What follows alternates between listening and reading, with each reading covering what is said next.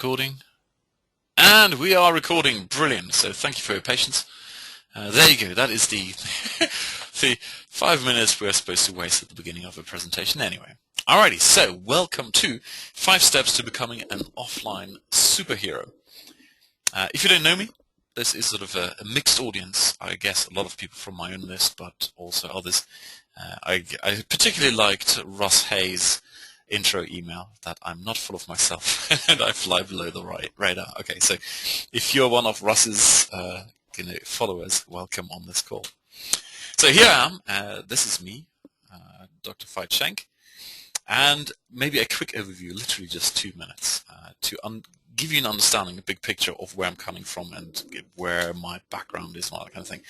I was a corporate drone at Siemens, and the way that happened is basically we got taken over. I left university, joined a startup. We did medical software, medical imaging software, which was initially aimed at cancer staging, and then when I joined it was more towards brain stuff. So I was heavily involved in research in Alzheimer's and other forms of dementia, plus epilepsy. And I kind of left Siemens because I got fed up with the whole cynical view or cynical reality of the healthcare system, which is namely to make sure that no doctor gets sued and makes a ton of money in the process, and we really don't care that much what happens to the patients. So every project we started started out with the us being all sort of fired up and going, yes, we're going to make a big difference to patients, and before you know it, all the health and safety people came in, no, that's far too dangerous, and the accountants came in, oh, that's far too expensive, and at the end of the day, it was something that was only to the liking of the doctors. Anyway, the reason I'm telling you this is because whilst I was doing this, I kind of got depressed with where my life is going, where this whole medical imaging thing is going, and I got heavily involved in personal development, which has to do a lot with like motivation, goal setting, and I was looking for the reasons why I was unhappy in this job, and all of that. Although I like some aspects of it, I think there's a lot of shenanigans going on. There's like shiny objects just wrapped up in personal development. So I'm like both perspectives, and I will share a lot of that as we go through. And if you've been on my list, I have strong views about positive visualization when done the wrong way, and goal setting, all that kind of thing. Anyway. After that, I joined which is effectively a multi-level marketing company, DVAG, Deutsche Vermögensberatung, and they sell insurance. So I joined them and I sold insurance, house to house, door to door, phone to phone, friend to friend, and very quickly ended up in the NFL. No friends left, because it is multi-level marketing. You're supposed to hit up everything and everyone you know. However, it was actually, despite the not ideal format of MLM, I learned a lot, a ton on how to sell. And one of the biggest insights I can give you right now is that selling can be learned. Alrighty. Also, bad selling can be learned, and you're much better off learning the right kind of selling, which is basically the non-salesy selling approach, which is what we're going to do today. So in the DVAG, because they're multi-level marketing, they have very strict systems, so everyone has to do exactly the same thing. You basically memorize every single bit of text you're ever going to say, including every objection handling, etc., etc., and you are then sent out. And overall, that kind of works for them because no one needs to go in and fiddle with the system. So in a way, it is like McDonald's. But of course, if you are slightly creative, if you are entrepreneurial, then you go, surely there must be better ways. And, I guess most people who are on this call fall into the sort of entrepreneurial category. So what I'm presenting to you then is basically my way out of the very strict system of having very strict rules of exactly what to wear, exactly what to say when and how to do it much better. Not only for myself, but also pretty much anyone who is entrepreneurial, but also doesn't feel overly comfortable selling. Then I joined my parents' company. They've been training sales reps for over 25 years. So these are the sales reps who sell newspaper advertising space. Basically, a newspaper, a local paper has lots of space. That's how they finance themselves.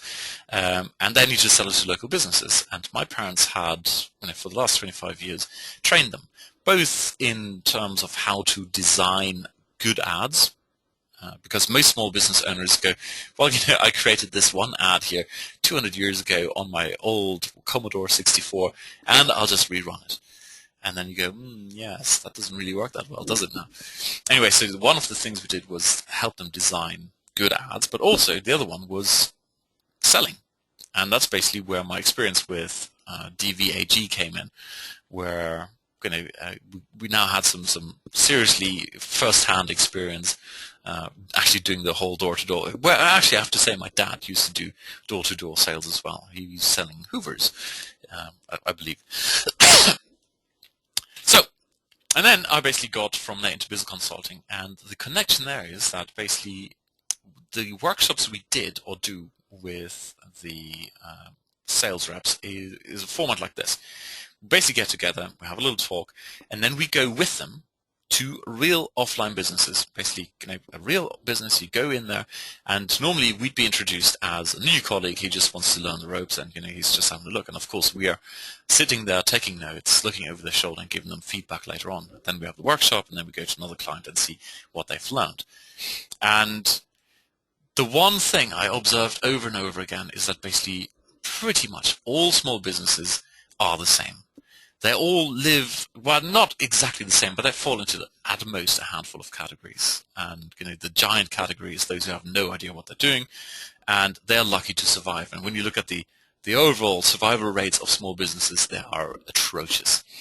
And from there, I got into business consulting, because quite often it's very, very easy to help them. And that is the big thing where you and I are now looking at the big picture and go, how come no one wants to talk to us? We've got something that is so easy to implement. We've looked at simple things like, having a squeeze page, giving a freebie, doing some email marketing, doing social. That is all second nature to you and me. But most businesses have no idea how to do it. Yet when you go and say, look, I've got something here for you, which would really help you reach more people, they just go, no, not interested. And that is something we intend to overcome. And that is basically the presentation today. Now, the big problem with all of this is, oh, by the way, I need to look at comments, questions here, just to make sure I catch all of them as they're coming in.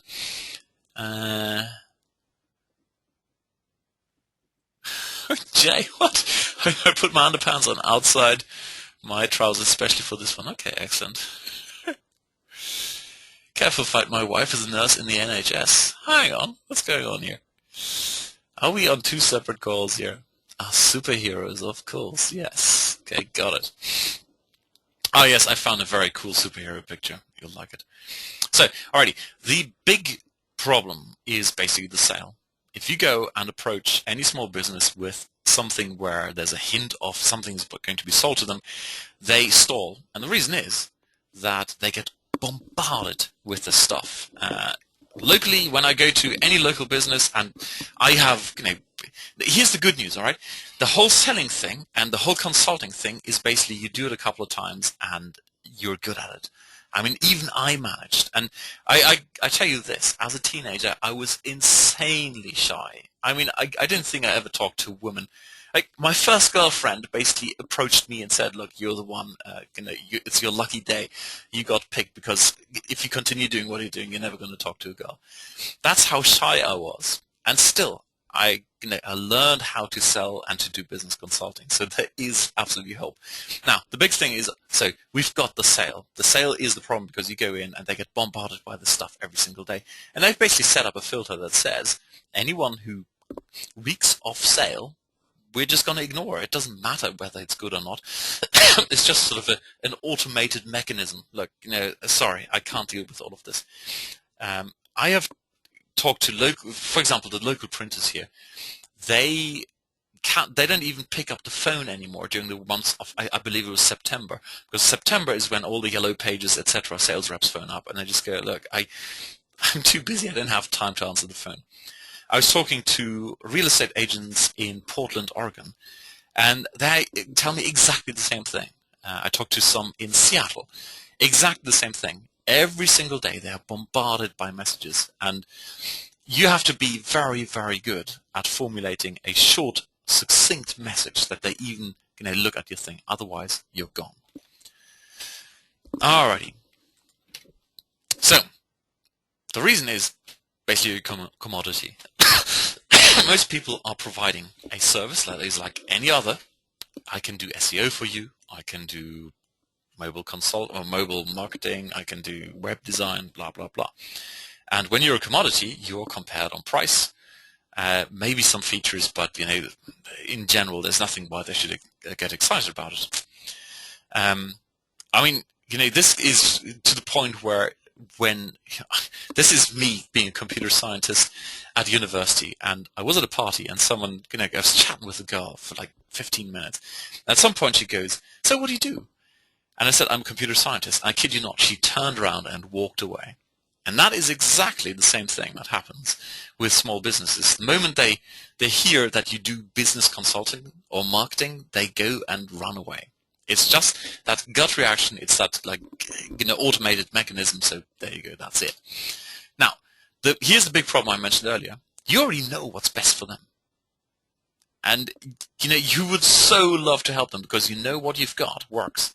And yet they come up with objection after objection after objection. And the classic, I mean, everything, I have no time, I have too many clients, I know what I'm doing, how dare you tell me how to run my business, I know how to get my own clients. I mean, I had that combined with a physical threat to physically chuck me out of a completely empty store.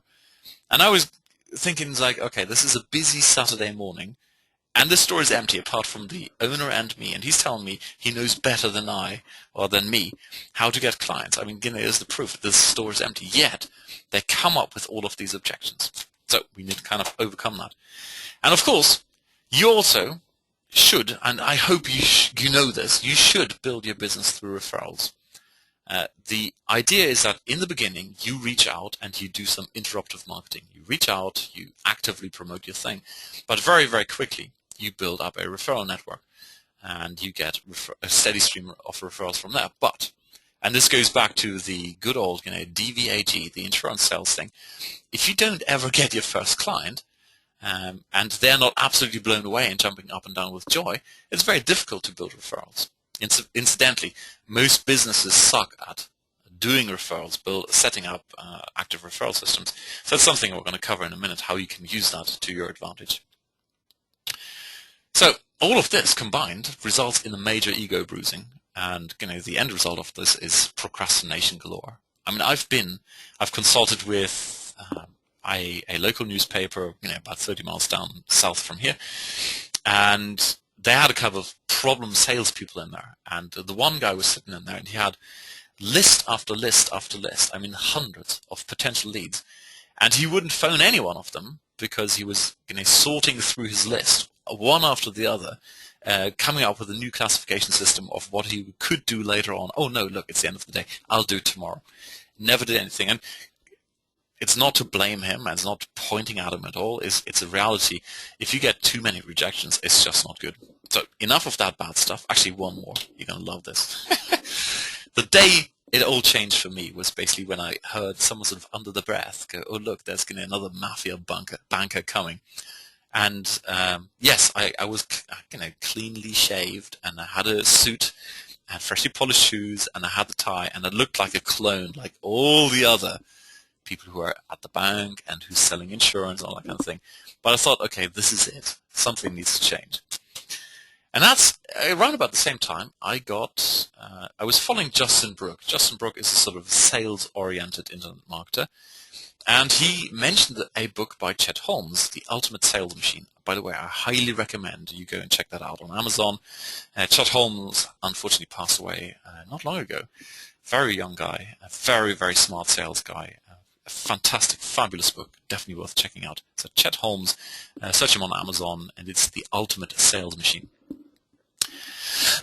And basically, he introduces that one concept of educational selling. And that basically changed everything for me. where I went from, look, I've got something and I know it's good for you, go take it, don't be stupid, to educating people.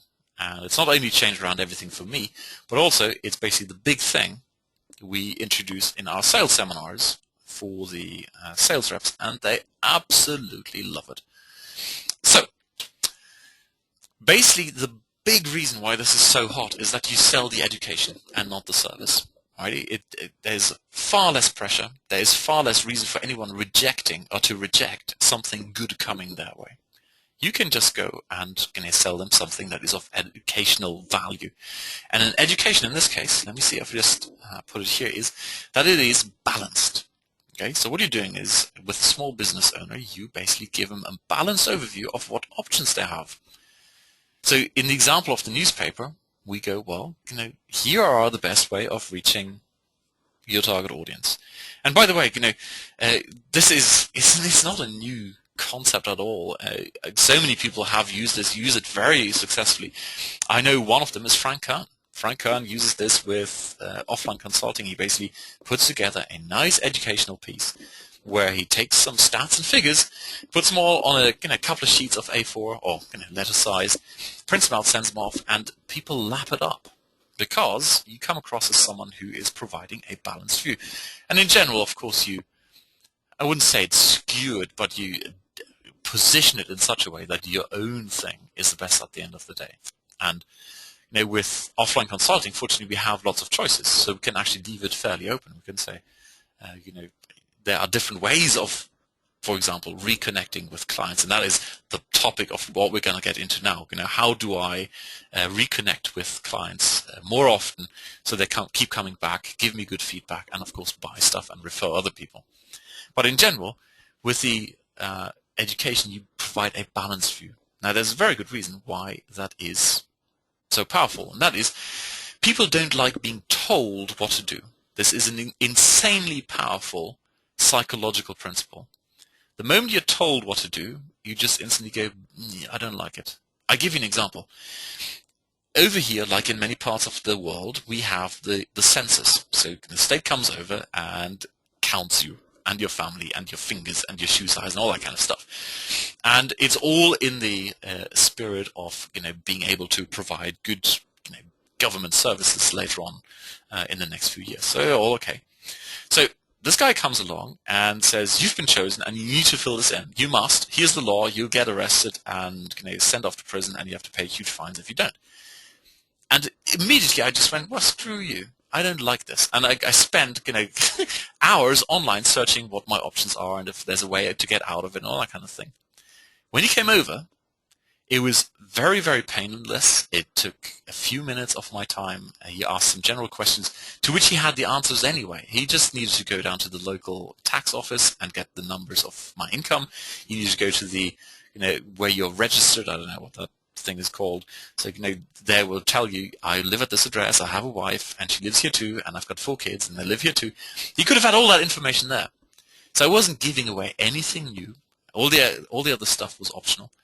And yet, because he'd come around the corner and said, you have no choice, I immediately wasted a couple of hours of my life trying to find a way out of it. Just because I don't like being told what to do. And that is the same with any business owner, any normal human being. We don't like being told what to do. The moment you give people a choice, everything changes. And that is something you do by doing educational selling. The moment you put a piece in front of them where it says, you've got this choice or this or this or this, and here are the pros and cons, and ultimately you of course position it in such a way that yours has a lot of pros and very few cons, everything's fine.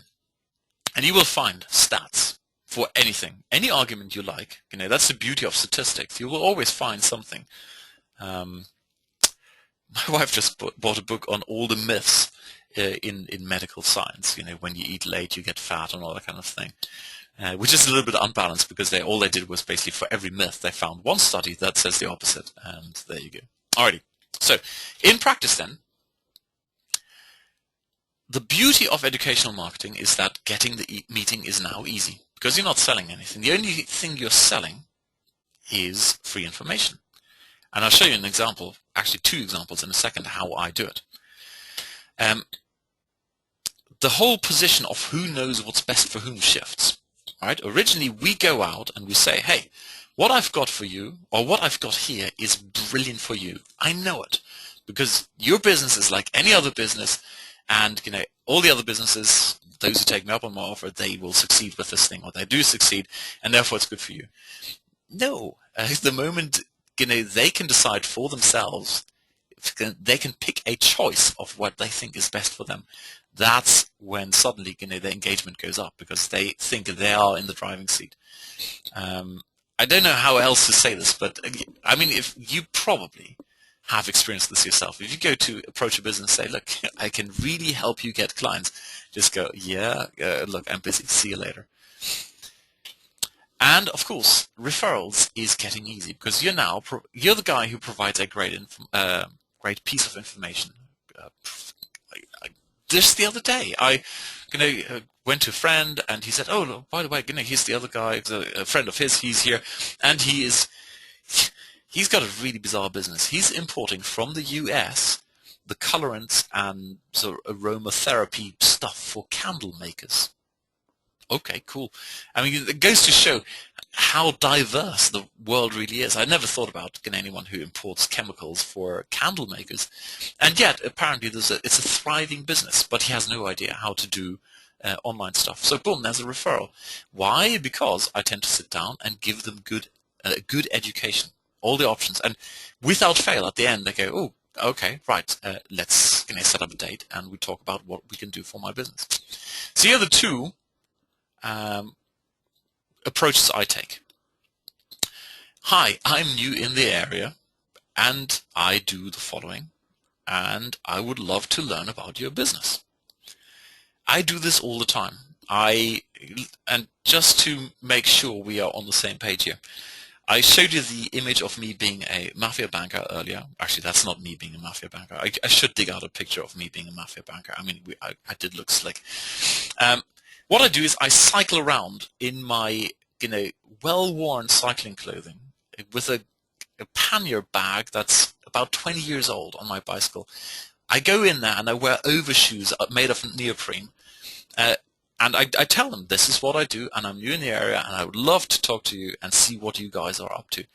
And normally at some point I have to interrupt them and say, look, I really need to go. It was lovely talking to you. Most business owners will not stop talking.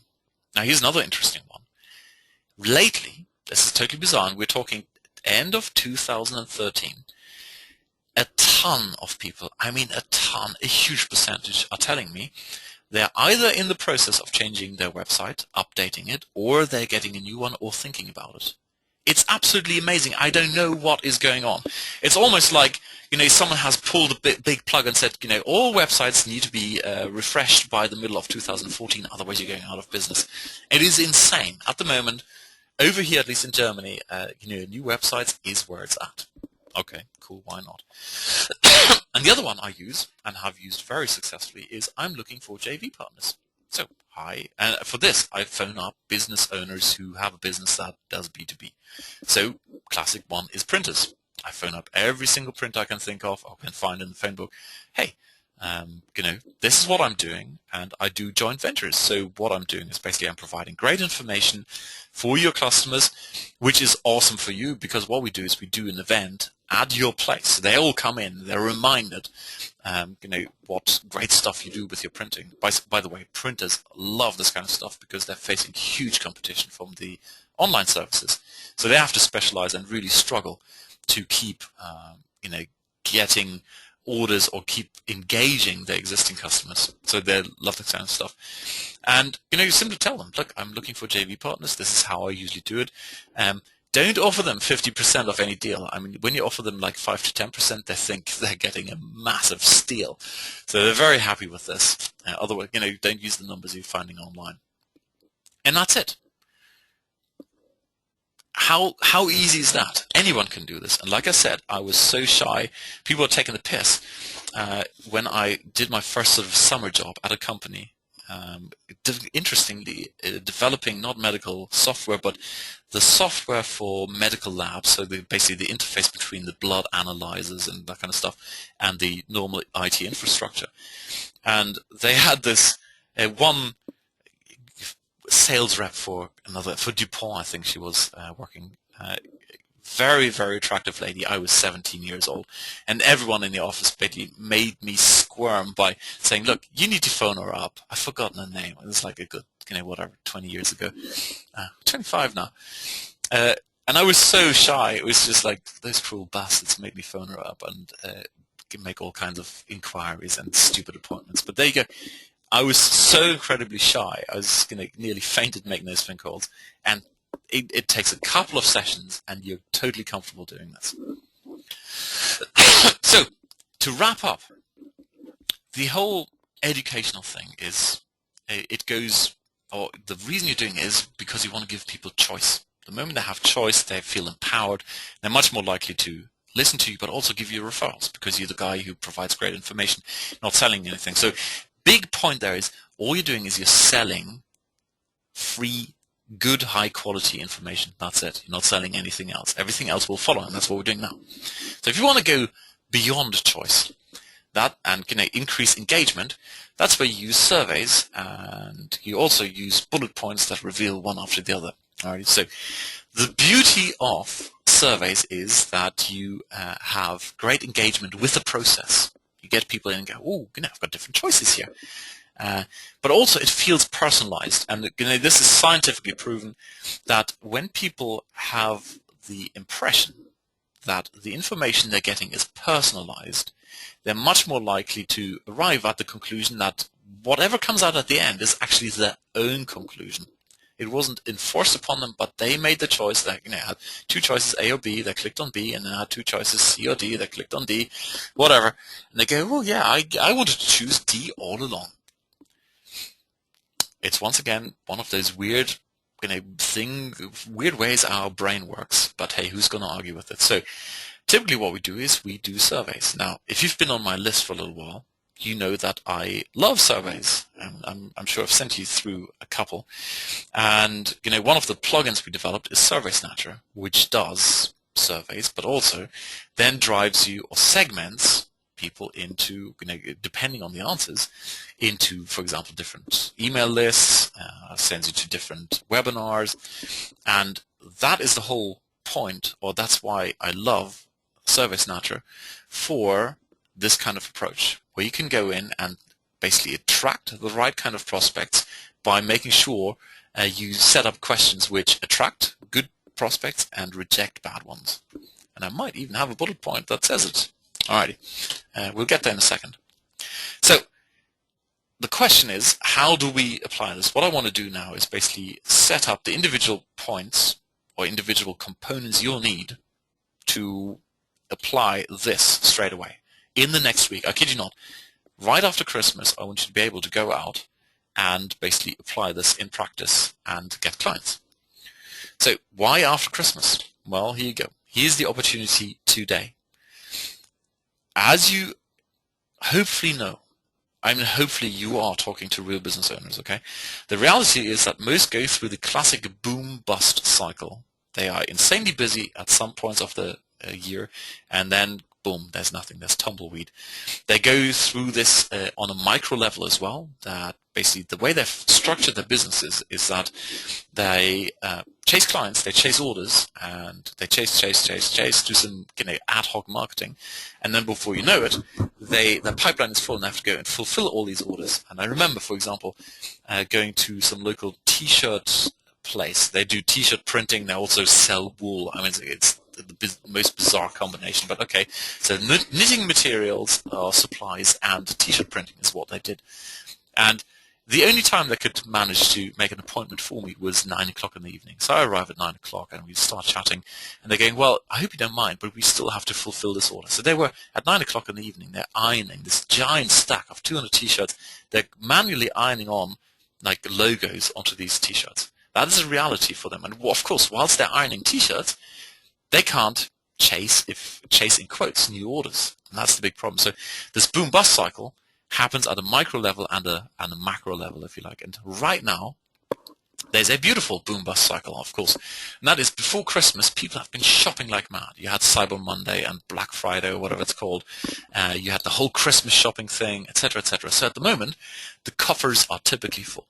Most small businesses, even in the paper it says, all the local trade is very happy with how the pre-Christmas sale has been going. Numbers are brilliant, bomb. And they all know what's going to happen afterwards. Right after Christmas, they need to be discounting like mad in order to get anyone into their stores. Because, well, first of all, the mindset is, there are discounts, so I might as well go and get them. But also, people have done their spending. They spent their money, and now what? So they go from this massive boom before Christmas to this massive drop in sales right after Christmas. And that, of course, is a huge opportunity for you because they're all happy, and happy is typically good. However, with a bit of stirring, they will be painfully aware that this big drought is coming. And if you can go and help them, you can rush in and rescue them. You'll be their offline superhero. That's what this thing is about. So this opportunity applies to more niches than you can imagine. It's the vast majority of businesses that are affected by this. Not necessarily everyone by exactly Christmas, but for example, accountants, they're busy at one part of the year, and then there's nothing for a little while. Everyone will have that little boom bust macro cycle, and most will have the boom bust micro cycle. And of course, one way of looking at it, except thou shalt not mention this to small businesses, at least not at the beginning, is most are working in their businesses, not on their businesses. The classic Michael Gerber thing. Most people have no system set up to have a steady stream of referrals, a steady stream of or reliable marketing systems, etc. And when you can come in, educate them on why it's so important to have those things and what the options are, you will be their superhero. So, for some reason, my little reveal points are not playing today. Alrighty. So basically, we're going to do 4 steps. First of all, we're going to make an offer for a free education. Of course, you have to come up with a free education, although there's something better than free education, and I'll show you what that is in a second. Then you drive them through a survey using rejection marketing. So the idea of this is that at the end of all of this, you will have to talk to people one-on-one.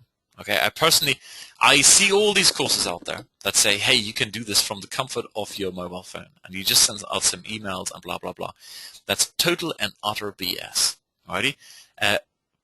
Most business owners are overwhelmed, like I said. They don't have time. They certainly will not make time for some random email that comes in. They're simply ignoring them.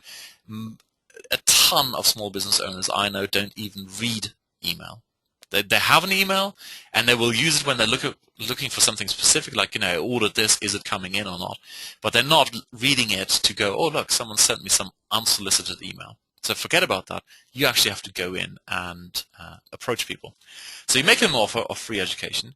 You drive them through the survey using rejection marketing. So anyone who's not qualified, and we'll get into that in a second, you don't want to talk to, because at the end of the day, you will have to talk to people. And you can't talk to everyone because if you go out and offer free beer, you will have a ton of people on your to-do list suddenly. And you don't want to fall into the same boom-bust cycle where you've done this one major campaign and now you have too many people to talk to and you can't do any marketing anymore. And then you get your qualified prospects, only the qualified ones, into a strategy session.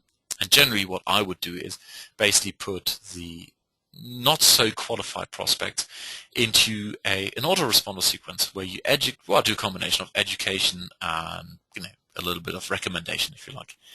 And at the end of that strategy session, you let them close themselves. That's it. So let me have a quick look. There are a couple of questions. Let me make sure. Are accountants busy or dead right now? Well, Art, it depends on the country. It depends where the end of your financial year is. At the end of the financial year, they are super busy, or just shortly beforehand, because of course most people leave their tax return for the last minute. Well, most people, leave it to the right date. Here in Germany, we have a grace period of 1 year, and I usually leave it to the end of that 1 year period. So over here, the end of the financial year is the end of the year. So right now, accountants are insanely busy. In Britain, it's April. In the US, I have absolutely no idea. Alrighty, Alfred wants to know, how would I find new customers without going from store to store? I want to start my business but have a regular 9-to-5 full-time job and have no clue how to talk to local businesses during these times. I could make free slots like from 9 to 10, blah, blah, blah, blah, blah, and so on and on. Okay, Alfred, the answer is what I said earlier. I don't know if you were here at the beginning of the call, relatively at the beginning. You basically go in and... No, you weren't. Okay, there's going to be a replay. Go check out the replay. The high-level summary is you find JV partners. And okay, let me just scroll back so we see that here. This is the approach I'm using. Hi, I'm new in the area. You talk to someone, or I'm looking for JV partners. My favorite is printers because they have great B2B connections. I haven't tried lawyers. I'm naturally averse to lawyers. I just don't like them. And accountants over here are typically in the same practice as a lawyer, or they're doing both, and that's why I'm not using accountants. My personal favorite is printers. However, if you're at ease talking to lawyers and or accountants, they're great because they've got those connections. The other one is, of course, the Chamber of Commerce. Over here, you actually need to book quite in advance to get a good talk in. But we also have a Lions Club. What's the other one? A Rotary Club. Typically, lots of business owners in there, and you can provide great educational material there and just say, look, here's the stuff. And this is what you can do. These are the choices. Most people are completely blown away by it. They have no idea. Alfred, you're also from Germany. Well, there you go. So, Chamber of Commerce, the local marketing clubs. Every town has one. Die Gewerbevereine. Try those. And printers, die local Druckereien. Alrighty. Here we go. So let's look at the survey funnel. Alrighty. So the purpose of basically the survey funnel is a lot of things. First of all, you want to stir up the pain. This is a classic I've learned from Dan Kennedy. If you've ever signed up to any Dan Kennedy product, he'll send you to a survey. And the survey then asks you questions which are related to the product you've bought. Basically, they take a good guess of where you are also falling down. So if you buy something on copywriting, they'll probably have a very good idea that you're not very good at having a sales funnel, not very good at having referrals, not very good at having an email system, all that kind of stuff. So basically, they stir that pain. And simply ask questions. So how many referral systems, active referral systems do you have? And you go, holy shit, I only have none. And boom. The whole point here is to stir pain and let people become aware without rubbing it in their faces.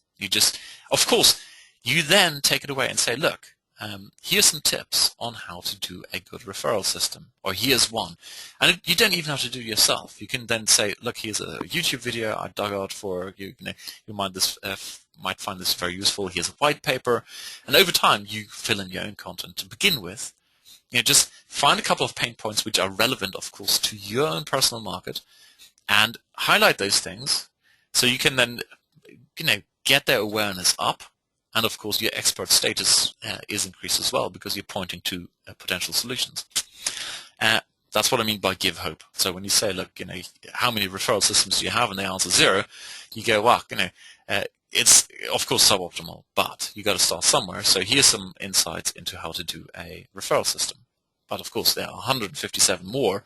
And if you want to find out about those, we need to talk. You need to reject the wrong ones. Okay, far too many people respond to your thing because they get so excited about the thing. I'll give you examples here. I mean, in my personal practice, I did work, and this is bitter experience. This is once again a printer, and I should have rejected them. But back then I didn't know what question to ask, so I didn't, and therefore we strung the suffering out for about 3 months or so. And basically, I told them, look, before we do anything, I want you to send out a survey to existing customers and past customers, and I want you to ask 3 questions. And the questions were basically, what do they like? What do they not like? And they go to the competition instead. And what is the stuff they never told them about? What really pissed them off? Why did they stop buying? And for 3 months, these printers, lovely couple, really nice people, they go, oh yeah, we're on it, and we're just redesigning it one more time. No. Months later, they finally confessed. It might have been at a local fest, a little sort of village fete, and they, everyone had a glass of wine. They go, oh, Dr. Schenk, we finally, we can tell you we don't actually want to send this out. We don't feel comfortable. And the reason is we don't want to find out what people really think about us. And we're now aware of this, but we've decided we're not going to send it out. We'd rather live in, in this sort of bliss of everything is fine, and but we don't like rejection, we don't like criticism, so we really don't want to know. So those are the wrong kind of customers. You don't want to work with people like that because you give them advice, they're not taking action, and as a result, no one gets anything out of it. Which is you kind of feel wrong for taking the monthly fees, and they're not getting any results. They're not getting any results, and they're not going to give you any referrals, all that kind of stuff. So they're just plain wrong. The ones who truly don't have any money are wrong. Okay, if you have a client who has no money whatsoever, what are you going to do? Say if they don't have money, they don't have money. That's the end of that. And unfortunately, there are a lot of people out there. So you need to kind of subtly figure out how much money they're spending on marketing, and in many cases you'll find out, well, they've already spent their so-called marketing budget a long time ago. They no longer can afford to do proper marketing. The classic one for local businesses, at least over here in Germany, is of course to do ads in the local paper, and most can't afford it anymore. So they fall back onto the good old classic, I live off referrals and passing trade. And then you go, all right, so you are aware that you're in a really rubbish location. Yeah, but referrals. So how many active referral systems do you have? Well, it's word of mouth. People just do that by themselves because I provide awesome customer service. Okay, self-delusion is not usually a good starting point for you building a relationship, because then you start, or you continue banging their head against the wall, trying to educate them that about all the things they're doing wrong. There's just no point to it. So those are the ones you want to reject, and of course you want to attract the right ones who understand that they've got a problem, and they're looking for someone to work with, or even someone to do the work for them. By the way, there you kind of have to be a little bit careful. The hired gun, you come in and you do all the work for them, has one disadvantage unless you clarify very, very specifically up front in writing what is expected of whom and who's going to do and what the outcomes are. In other words, you set truly measurable goals. You can influence yourself, and there are consequences if someone doesn't do anything. There's always the burden of all the responsibilities now on your shoulders, and before you know it, they are unhappy because, well, there was this one thing we didn't agree on, or we never explicitly agreed on, and look, you didn't deliver. And it's okay, cool, not good. So you want people with the right mindset. And in general, one great question or one point to be aware of is this: if the very first question someone asked is how much is it? What does it cost? If that's their primary driver, they're typically not a good prospect. They are so focused on the money and not the outcomes that it's virtually impossible to educate them that they're here for getting outcomes. And I see this done beautifully at our local gym. Our local gym is the owner is a poster boy for how to do business growth and marketing. He's the owner, and he's fit, no doubt about it, but he doesn't do any of the walking around, apart from meeting and greeting, but he doesn't do any of the selling. He doesn't do any of the standing behind the bar. He doesn't do any of showing people how to lift weights. He doesn't, none of that. His job, in his own words, and I've talked to him on many occasions, we make a date and I get him lunch and we talk about how he runs his business. His job is to do marketing, proper marketing.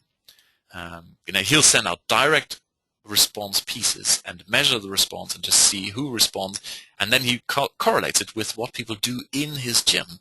By the way, if you've got gyms in your local area, they're fantastic to work with because most gym owners, unless they're part of really progressive chains, the independent ones typically have no idea. And I'm not saying that in a negative sense at all. It's just they're very focused on fitness, and they're very good at it, but the marketing. So you can help them with their sales funnels, how to enroll people, and they're great because the lifetime value of someone who goes to a gym is, of course, fabulously high. Anyway, back to Stefan. who's attracting the right ones. So what they've done is they've got this little system where people come in and they inquire about what they've got. And if the very first question is, how much is it? They're turning around and saying, look, if you're focused primarily on getting the cheapest, we can recommend those guys over there in Neuenburg and the other ones over there in Wilhelm, but we are probably not the right ones. If you want to come to us, it's because you have specific goals, and we can help you with setting those goals. It might be weight loss, it might be general fitness, cardio, it could be diabetes you want some help with, it could be back issues, whatever. But if your primary focus is on money, you're not a good fit. And then they send them out. And that's how you reject the wrong ones and attract the right ones. All of this creates a sense of ownership and personalization. And like I said earlier, the concept of this is specific to me. And look, let's face it, most business owners think that all these problems are unique to them. It's not just business owners. Humans think that whatever happens is unique to them. Turns out, what you think is the most personal is actually the most common. Everyone has this. However, we believe it is so, and it is so. There you go. So when you think this is all personalized to you, you have a real sense of ownership and engagement. And of course, this whole thing then establishes your expertise because you've given away great content that says, oh, fear not, if you have no referral system, here is one. So with that, let's look at, actually what I'm going to do is I'll have a quick sip of tea. And if you have any questions, now would be the time to ask them. Because the next thing what we're going to do is run through a couple of sample questions you can ask in a survey. And what we're going to do is, actually I'll show you our offline superhero product coming out in a minute. And that basically does all of this here. So the purpose of this presentation was not to have a big sales pitch. I want to really show you how to do this in practice. And we've got a product coming out that basically does most of this for you. But you can take all the information here. You can even look at the sample video we've got on the in the product, offline superheroes, and do it yourself. So, all good? Okay, cool. So, sample questions you can ask. Do you use heavy discounting to attract customers in January, February? That's, of course, aimed at retail stores. Now, the reason we want to kind of highlight that pain point is because, well, heavy discounting has so many disadvantages. One of them, of course, it's killing the already bad cash flow. And that's what they're all worried about. So if that's something you can help with, where you can show them other ways around, or other ways of reaching customers, getting customers back in, doing repeat purchases, for example, or making related offers or anything like that, without having to resort to heavy discounting, you'll be a superhero. Now, with the discounting, one issue we have specifically over here in Germany is that most business owners believe that there's no point using coupons. And they believe that because it's based on their own personal experience. Now, the personal experience typically is that they copy the one and only coupon in the newspaper. And that coupon typically says, when you come to our whatever special occasion, whatever it is, you'll get a free glass of champagne. Or we'll give you this thing that's been sitting at the back of our cupboard for years and years and years, and no one wanted it, and it's collecting dust. And of course, the reason coupons don't work when you put on there a glass of champagne or stuff that no one wants is, well, because no one wants it. And that is actually fairly difficult to get into people's heads. So the way you get around the heavy discounting is that you look at what their ideal target audience really wants, and then you give it to them. Okay, and that can quite often be a free event. A lot of stores, are in the. I'm just thinking down the road. One of the roads here, lots of sort of jewelry stores, clothing, high-end clothing, a sort of an upscale Italian place that does all kinds of foodie stuff, a knick-knack store that's beyond a man's comprehension, all kinds of rubber boots for 300 euros, you must be kidding me. But hey, people buy this kind of stuff. And the interesting thing is, of course, that most customers there are big time into the lifestyle thing, the experience. And when on the few occasions where we've organized, they should be doing it far more often. Unfortunately, they're not. Well, there you go. Actually, there are reasons, because you can't keep your stores. We have very strict opening laws, or opening closing time laws in Germany, so they can't do it too often. But when they do special evenings, special receptions in the evening for a VIP inner circle, the places are packed, absolutely packed, because that's what people want. They want that special personal connection, seeing stuff other people can't see, being the first ones to see it. So you can totally get around the heavy discounting and get people in January and February. The obvious one, do you have active incentivized referral systems in place? Why do you use this? Simply because most business owners believe in the word of mouth. That is the most quoted form of advertising they're doing. Except they're not doing it. They just believe they're doing it, and of course they're not doing it. So there's a great opportunity for you to get that going. Do you follow up with your customers on a regular basis? Now, here is a huge opportunity for you, especially when we look at the boom and bust cycle right now, which is, look, right before Christmas, what I should have done is collect email addresses and or mobile phone numbers, or just business cards, and follow up like mad during the slow months. Now, it's too late now. Christmas is over. However, the next holidays are coming. The very next one is Valentine's Day. That's only a couple of months ago. So if you start setting up a nice little system for anyone who's got anything to do with Valentine's Day, and look, who isn't, you've got a great reason to go in there and show them, look, this is how we're going to do it. This is why we're doing it. We're collecting all these email addresses. We'll be following up on a regular basis. And not only will we be boosting Valentine's Day business by making very targeted specific offers, but also afterwards, when people then go, that's enough now. I've spent all my money on my girlfriend or wife. Now I'm going to save money. Then we follow up with other special offers. Right, here's a question. Alfred, do you have experience going to local fairs, wedding fairs, to pitch to the free consultation to the exhibitors? No, I haven't been to wedding fairs. Jeez. My personal experience with wedding was, it was a non-stop shopping spree, and I was only left alone when we were standing in this giant store, and with my mum and my wife, or my bride-to-be, and I just gave up, and I did lie down on the floor in the middle of the store, and I decided, okay, this future husband is no good going to any wedding-related stuff, so let me go. And what I got was what I wanted. I got the bride, and I got a roast lamb on our wedding day. That's all I wanted. I didn't want all of this shopping or wedding thing. However, Alfred, you mentioned earlier from Germany. Be aware, in Germany, people are incredibly backwards, unfortunately. So you have to be, I wouldn't say careful, but not to be too overly optimistic. There's always that barrier up, and one of the reasons why it's up is, at least down south here, I live near Freiburg.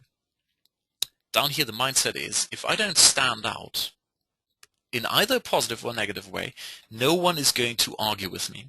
So the thinking is, if I've got a business and I don't make too much noise and just live my little life here, and I'm not taking away custom from anybody else, then we're all happy.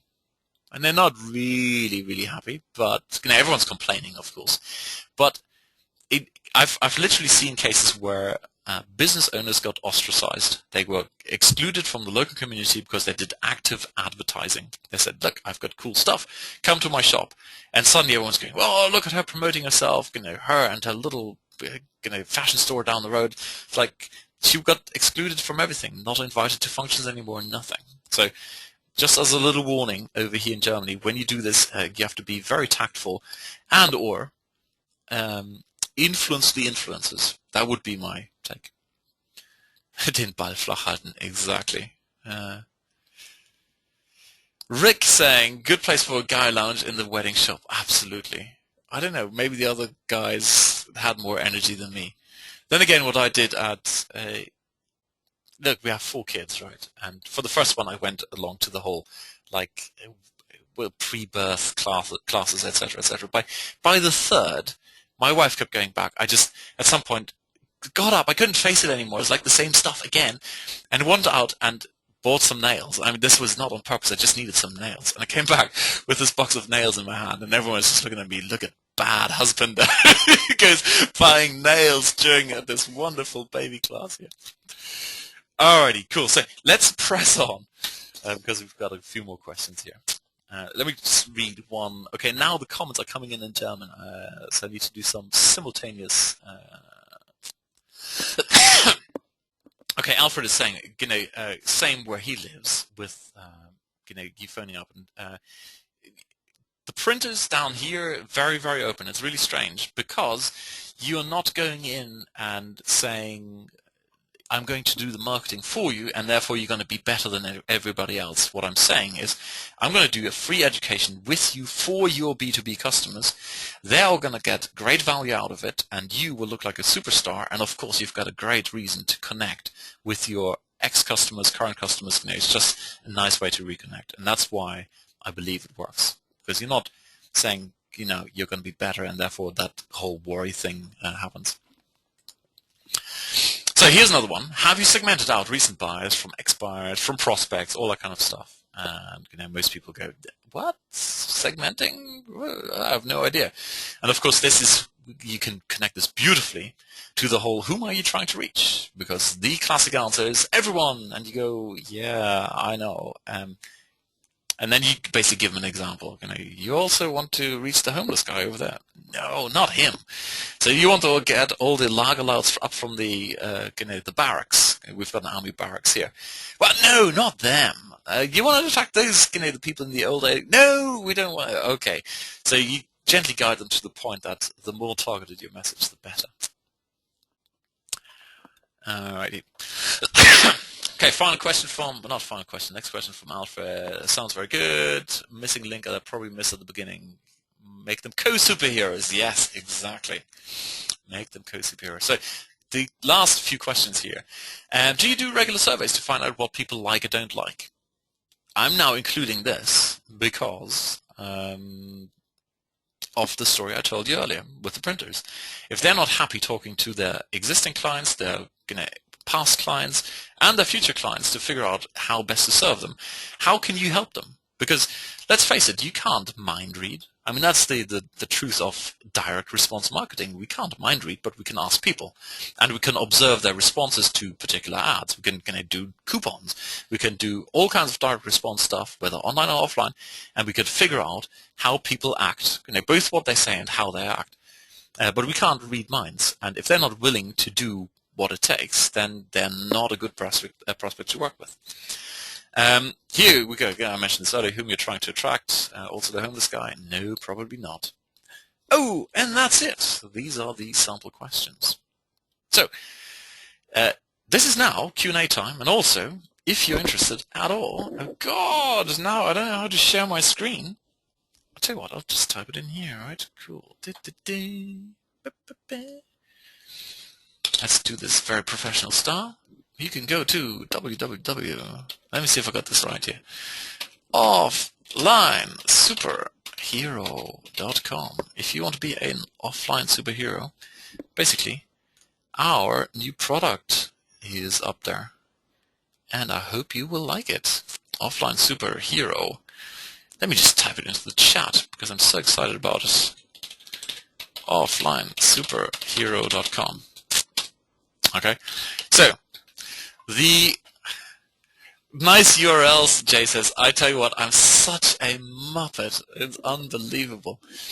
We got, because this was kind of, the initial idea when we came up with this was, look, we do it for Christmas. But it turns out, you can use exactly the same principle all year round. Christmas, Easter, Valentine's Day, the summer holidays, all that kind of stuff. Whenever there's a rush, whenever you've got one of those macro cycles at boom level, you can use this. But we had kind of the offline, the superhero, and the Christmas in it. So I got a domain. And I had a typo in there. I misspelled heroes. And I'm looking at this morning. I'm going, hang on, this is all wrong. So we got offline superhero. And there you go. So the whole principle of offline superhero is really this. we've got a lead gen video written or scripted by yours truly. It's based on my experience. It has a wonderful principle in there, which I haven't really mentioned in yet, and that is the rejection marketing thing has a second aspect in it. And where do I put this? I'll type it into chat, okay? There's a gentleman called Oren Klaff, Orenklaff, and his book is called Pitch Anything. And if you are serious about selling, I highly recommend you go and get it. It's an absolutely fabulous insight into how the brain works. This is, it's my field of expertise, Siemens research. How does the brain work? Also did a lot of coaching. Also the whole personal development thing. The brain, most of the stuff we've got is hardwired. A lot of habits you acquire without ever being consciously aware of them. And these habits, they all have a purpose. Basically, they take away decision-making, processing. Making decisions is extremely expensive in terms of energy. So once you've figured out how to do it once, you basically develop a habit and do it over and over again. And in Oren Klaff's book, Pitch Anything, he goes into quite a few of these things. And one of the principles there he explains hardwired into our brain is that whatever we can't get, we want all the more. So if there's something running away from us, this is the obvious explanation. You are like a caveman or cave lady, and something is running away from you. What do? You run after it. Let me go and see if I can eat it or do other unspeakable things with it or to it. And so we've got that same thing. It's one of the things we, for example, use in that video. It's a lead gen video. You get out, and right at the end we say, oh look, we can only work with people who are qualified. Boom. There's exactly that one thing. People instantly go like, oh, am I qualified? Of course I'm qualified. I'm a good business owner. And that, we've got all kinds of little subtle things in there. So that's one component. It's that video. Then the next thing is we've got an educational marketing masterclass. It's a 70-minute presentation I did with a friend of mine. We'll call him Mr. X. He actually reveals his name in the interview. And we go through specific scripts you can use at different times when you want to go out and get information into a prospect's hands. So you go out and you do the whole educational thing. All right, I love his book. I agree, it's fabulous, fantastic, cool. I think it's Rhonda, isn't it? I see. I only see the first 4 letters of each name. Yeah, it's Rhonda. Cool. Hey, nice to have you on the call, Rhonda. So that's another component. Then what we're going to do is 2 more live training calls. One is where we go into more in-depth information on how to set up the individual steps of a survey. So what we've done today, I've given you quite a few questions here. You can use all of these, but hang on, there we go. These kinds of questions, you can use them, but what we're going to do is we're going to do another call where we take your real life situations where you say, look, I've got, here are my prospects, and this is what I know about them, and then what we're going to do is create sample survey sessions for you. The reason we initially thought about creating just 2 or 3. So a classic one would be if you are providing reputation management, there's a very clear sequence of how you can educate your prospects that one of the reasons they are not getting enough referrals is because their reputation may suck. So it's a classic case when you get a referral, what people do is they whip out their mobile phone or go online and check you out. And if they're stellar referrals, reviews, etc., then of course they're more likely to come and shop with you. Now, that is one way, but then I thought, look, people have such different markets, different target audiences. What we're going to do is we're going to do a live call where we actually create these things there and then on the call. So that's one, and the other one is, now I need to think, what is the other one? We're going to do one more cool thing. Have a look on the page, all right? Have a look on Offline Superhero. The last session. Can't believe I've forgotten what I'm doing. Give me 1 second, all right? I don't know what GoToMeeting is going to do now. It's probably going to kick me in the teeth. Where is Offline Superhero? I don't know if you can see anything at the moment.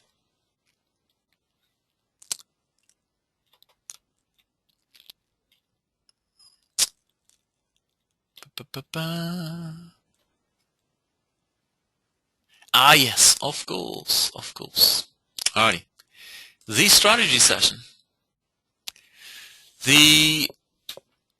When you get people in, they go through the survey. At the end, they come. They either give you a call, or they don't, and that's fine. Okay, there's something you need to get over. That people will. Everyone is going to love you. Now, like I said earlier, you want to reach as few people as possible, and then really focus on them. And so, what we do is then we get people into a strategy session, and what we're going to do is another call just before Christmas. Once again, it's recorded, and what we're going to do is do a strategy session. It's something I personally have used many, many times. Lots of other people have used it. Once again, there's no big secret, but we're going to do it applied to real businesses. By the way, if you pick up any of these books, Chet Holmes has in his book, and unfortunately, oh God, where is it? No, I'm not going to find it now, right? Chet Holmes has a cool little questionnaire in there, 10 questions to ask local businesses. Incidentally, he too comes from a background of selling advertising space. So it was very cool for me to read this book, but in general, Chet Holmes, The Ultimate Sales Machine, definitely worth a read. So he's got 10 questions in there you can ask, and my experience is, once you've started talking to a business owner, they will generally not stop. And I've had it on more than one occasion that people say, "Oh, it was wonderful talking to you. Such a stimulating conversation." And it wasn't a conversation; it was a monologue. They were just monologuing there. But there you go. Chet Holmes, yes, I know. Chet Holmes unfortunately passed away last year, very premature. So he too clearly didn't come in at the beginning of the call. So let me just type that in. Sorry. Chet Holmes, Ultimate Sales Machine. And then there is send to all. There is, let me see, what can I, Orn Claff, pitch anything is another very good one to get. And of course, offlinesuperhero.com. If you want to be an offlinesuperhero.com, that's where you want to go. Alrighty. So, do you have any final questions about anything? Anything we talked about today, about Offline Superhero? Got some bonuses as well. Of course, we need bonuses. And one is the action plan for 2012, how to really achieve your goals, which is kind of where my personal development thing comes in. I did a very quick. Oh, by the way, who was on the call earlier at 3 o'clock, the 10-minute call? Anyone? Okay. Majid, there you are. Cool. So basically we did a couple of questions. The main questions was, someone said, and I'm not going to say any names now, I asked, well, what are your goals? And one person said, I want to build up from 0 clients to 10 grand a month.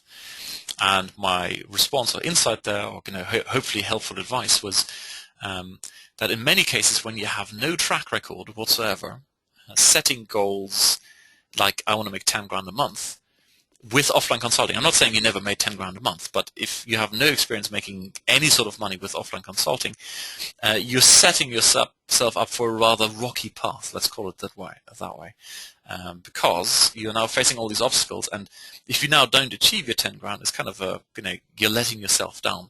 You're much better off setting goals which are based on something you can control directly. So 10 grand is not something you can control, because all kinds of stuff could happen. However, what you could do is make a pact with yourself that you're going to find over the next 30 days 100 businesses, and you're going to contact them in some form. Ideally not email. It'll be like in person, phone them up, send them a direct mail piece, whatever. But you're gonna commit to doing 100 contacts, and even if they all say 0, if they say no, which, by the way, if you use the approach I showed you here, they're not. Okay, you're going to have lots of positive responses.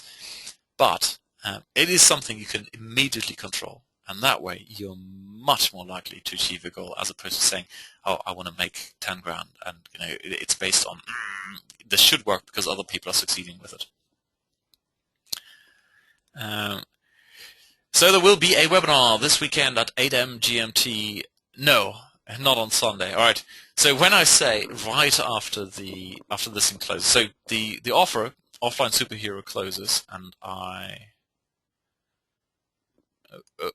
right. Give me 1 second, okay? I need to look at some technical issue. That funnel not working. Bugger. Right. What was my answer? What was my question? No, will be the launch closes at 9 a.m. No, at midnight Pacific on Saturday, meaning it's 9 a.m. in the morning. No, the webinar will be next week, Monday or Tuesday, definitely before Christmas. So I tell you what, it looks like I'm gonna have to go and do some text stuff and end this loop, which is rather annoying. Don't know what happened there. We did our test purchases, and the JV Zoo link to the course does not work. Thank you. That's 2 people. All right. So, unfortunately, I'm going to have to let you go now, or I'm going to have to run and look at that.